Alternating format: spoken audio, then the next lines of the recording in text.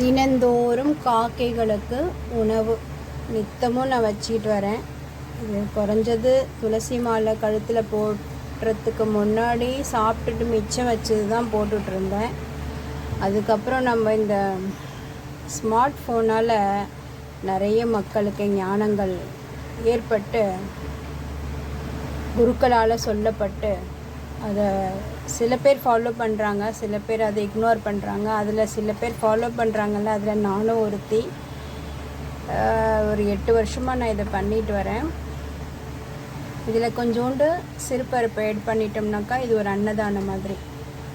அரிசி, rock salt தான் போடணும். நம்ம இருங்க காட்டுறேன். இந்த உப்பு போடக்கூடாது. இதில் ராக் சால்ட்டு போட்டிருக்கேன். கொஞ்சோண்டு பச்சை பருப்பு போட்டு அரிசி போட்டு இது தினமும் வேக வச்சு நான் எச்சு சாப்பிட்டுட்டு மீதமுள்ள சாப்பாடெல்லாம் பை சான்ஸு இருந்துருச்சுன்னா வேறு வழியில் அது கொண்டு போய் குப்பையில் கொட்டுறதை விட கொண்டு போய் டேரிஸில் வைப்பேன், யாராவது சாப்பிட்டோம் அப்படின்னு பொதுவாக. ஆனால் இது புதுசாக சமைச்சு அந்த காக்கைகளுக்கு நான் போடுறது வழக்கமாக கொண்டுட்டு வரேன். இதை நான் ஏன் வீடியோவாக போடுறேன்னா, எல்லாரும் இந்த மாதிரி செய்யணும். எல்லார் குடும்பத்துலேயும் பித்ருக்களுடைய தோஷம் இல்லாமல் ஆனந்தமாக குடும்பம் இருக்கணும். எந்த பிரச்சனைகளும் இல்லாமல், நோய் நொடிகள் இல்லாமல், இந்த சடனாக ஆக்சிடெண்ட்டில் சாகிறாங்கல்ல, துர்மரணம்னு சொல்லுவாங்க, அது இல்லாமல், அப்புறம் இந்த சூசைட் பண்ணிக்கிற தற்கொலை எண்ணங்கள் இல்லாமல் சந்தோஷமாக எல்லோரும் இருக்கணும் அப்படின்ற எண்ணத்தில் தான் நான் அதெல்லாம் எனக்கு சொல்லப்பட்ட நான் அதை கேட்டு இதே யூடியூப்பில் தான் நான் கேட்டிருக்கேன். ஒரு குருஜி சொல்லி காக்கைகளுக்கு தினமும் உணவு வைப்பது நம்ம குடும்பத்தில் இருக்கும் உறுப்பினர்களுக்கு மிகவும் நல்லது என்று அவர் கூற அதை நான் கேட்டு அதை நான் பின்பற்றி வருகிறேன். அதை தான் தங்கள் அனைவர்களுக்கும் கூற விரும்புகிறேன். இது கண்டினியூவாக உங்களுக்கு காட்டுறேன். ஃபுல்லாக வெந்துட்டு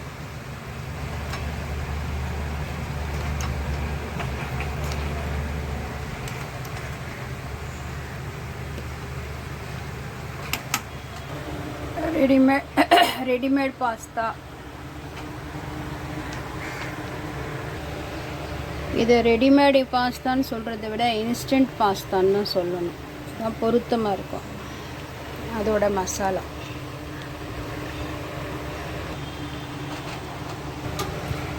ஒரு கிளாஸ் தண்ணி,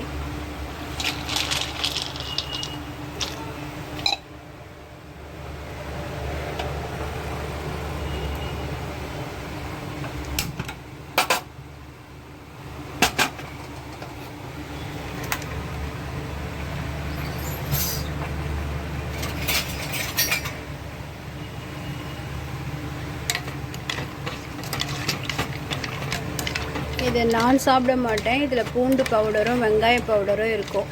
நான் துளசி மாலை கழுத்தில் போட்டிருக்கறனால நான் சாப்பிட்றது கிடையாது, சமைக்கிறதும் கிடையாது. இது சும்மா ரெடிமேட் அப்படியே போட்டு பண்ணி என் பொண்ணு சாப்பிடுவான், எனக்கு இல்லை.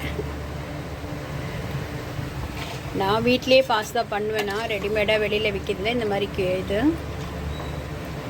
வெறும் பாஸ்தா விற்கிது. அதை வாங்கி வீட்டில் இருக்கிற மசாலாவெல்லாம் ரெடி பண்ணி நான் அதை ஒரு வாட்டி வீடியோ போடுறேன் உங்களுக்கு. அதில் பூண்டு இருக்காது, வெங்காயம் இருக்காது, அது நான் சாப்பிடுவேன். அது காக்காங்களுக்கு உணவு ரெடி ஆறட்டும், அப்புறமா கொண்டு போய் போடலாம். இந்த காலத்து பசங்களுக்கெலாம் எப்படிப்பட்ட உணவு தான் பிடிக்கிறது, டெலிசியஸாக இருக்குது. அதாவது பட்டுன்னு இன்ஸ்டண்ட்டாக போட்டோமா தண்ணி போட்டு கொதிச்சு தான் ஆயிடுச்சு, அவ்வளோதான், எடுத்து சாப்பிட வேண்டியது. அப்படி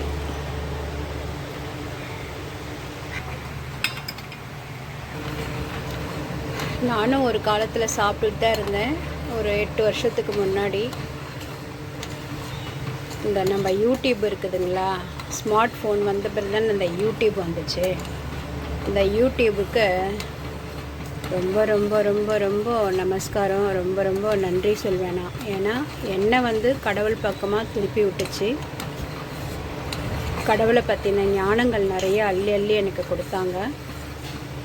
அதெல்லாம் கேட்டு கேட்டு தான் நான் வந்து பூண்டு வெங்காயம் விட்டேன், நான்வெஜ் எல்லாம் விட்டேன். சுத்தமாக ஒரு பிராமண மாதிரி பாதி வாழ்க்கை பிராமண வாழ்க்கையாக வாழ்ந்துட்டுருக்கேன் 50 வயசுக்கு மேலே.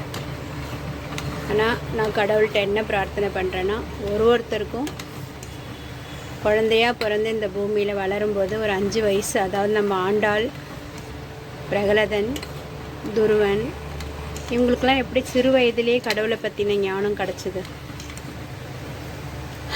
அந்த மாதிரி பெரிய ஆழ்வாரால் அம்பாளுக்கு கிடச்சிது, ஆண்டாளுக்கு.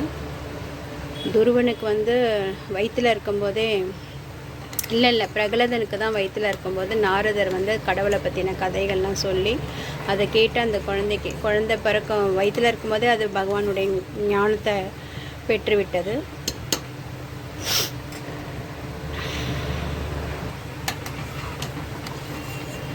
பிரகலதன் வந்து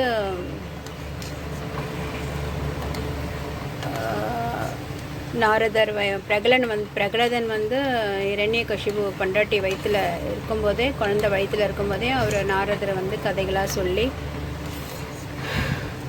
இந்திரன் வந்து அவங்க மனைவியை கடத்தினாங்க இல்லையா, அப்போது அவங்கக்கிட்டேருந்து காப்பாற்றி நாரதர் கொண்டு வந்து தன்னோட குடியில் வச்சு அந்த ப்ரெக்னெண்ட்டான பொம்பளைக்கு, அந்த அம்மாவுக்கு கதைகள் எல்லாம் சொல்லி, அந்த அம்மா தூங்கிடுவாங்க. ஆனால் வயிற்றில் இருக்கிற குழந்தை கேட்டு ஞானத்தோடு வளர்ந்துச்சு.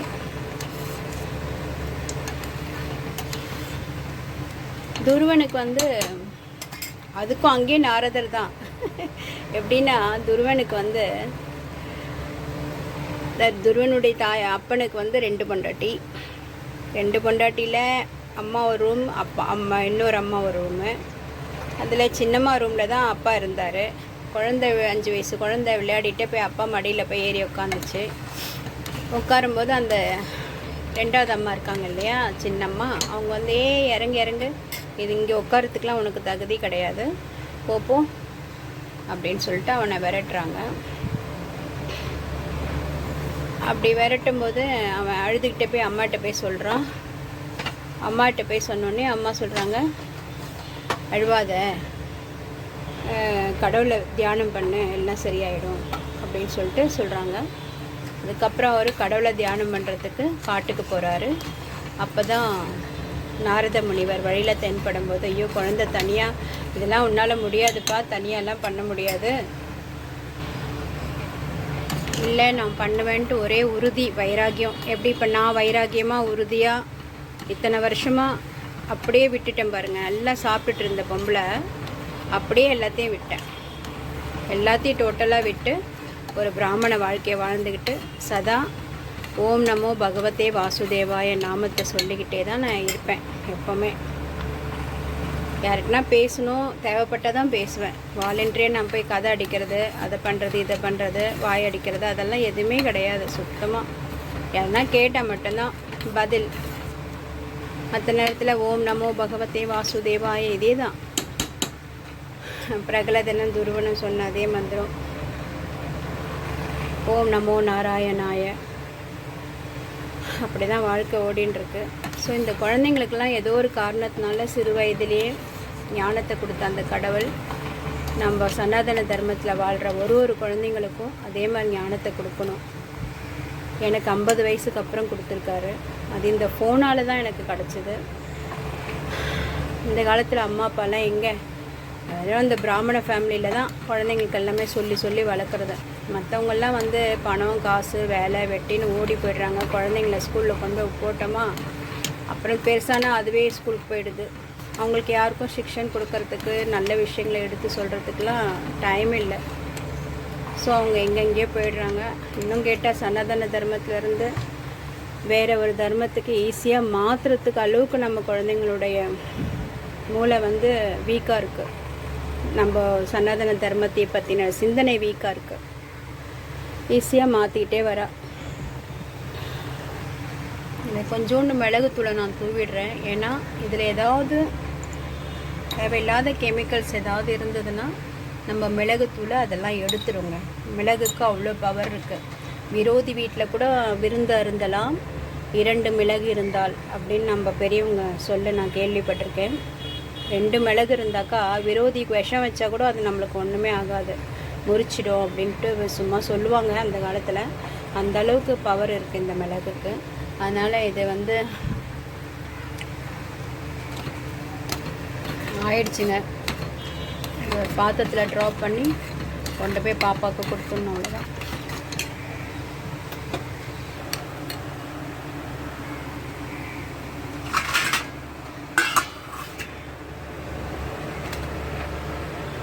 இதில் கொஞ்சோண்டு தயிர் ஆட் பண்ணிக்கிறேன்.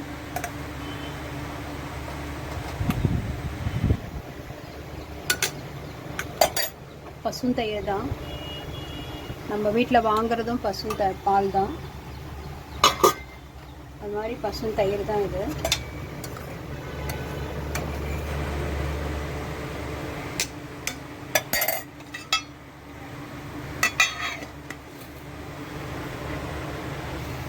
இதில் வந்து கொஞ்சோண்டு கருப்பு எள்ளு, சும்மா கொஞ்சோண்டு.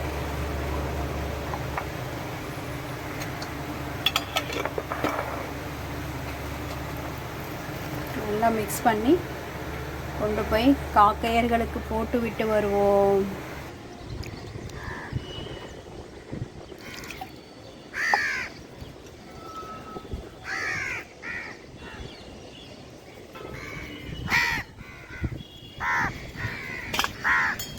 இங்கே பாருங்க, இப்போ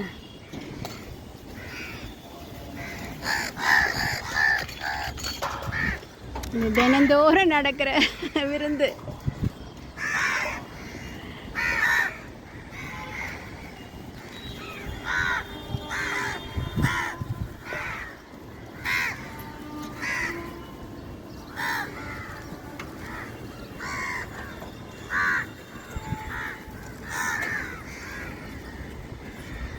எல்லாரும் சாப்பிட்றாங்க. சாப்பிட்டுட்டு பாருங்கள், அவங்கவுங்க எடுத்துகிட்டு போயிடுவாங்க, மற்றவங்களுக்கு வழி விடுறாங்க பாருங்கள். அங்கேயே உட்காந்துட்டு இருக்குதுல்ல, அதாவது போயிடுது பாருங்கள், எடுத்துகிட்டு போயிடுதுங்க.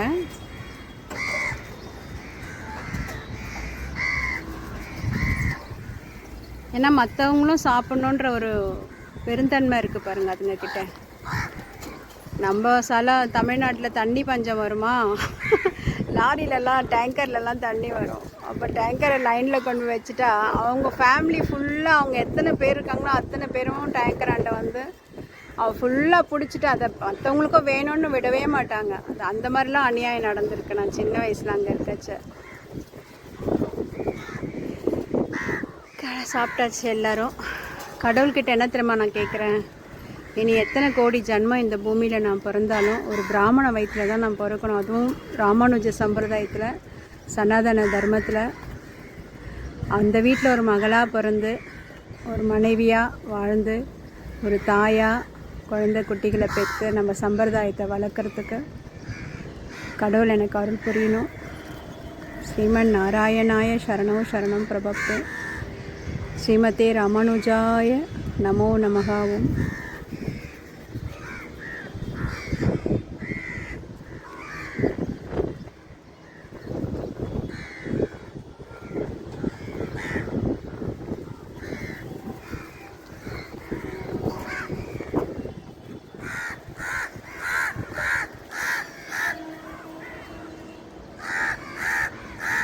அவங்களுக்கு தண்ணி வந்து நம்ம வீட்டு ஜன்னல் இருக்கு இல்லையா, கீழே ஜன்னலாண்டே நான் வச்சுடுவேன். காலியாவை ஊற்றிக்கிட்டே இருப்பேன். ஒரு டிஃபன் பாக்ஸ் மாதிரி ஒன்று இருக்குது, அதை அங்கே கட்டி வச்சுடுவேன். கயிறால் கட்டி வச்சுருக்கேன், இல்லைனா தள்ளி விட்ருவாங்க கீழே. அதில் தான் தண்ணி ஊற்றிட்டே இருப்பேன். சாப்பிட்டாச்சுங்க. தேங்க்யூ ஃபார் வாட்சிங். ஜெய் ஸ்ரீ கிருஷ்ணா, ஹரே கிருஷ்ணா, ராதே கிருஷ்ணா.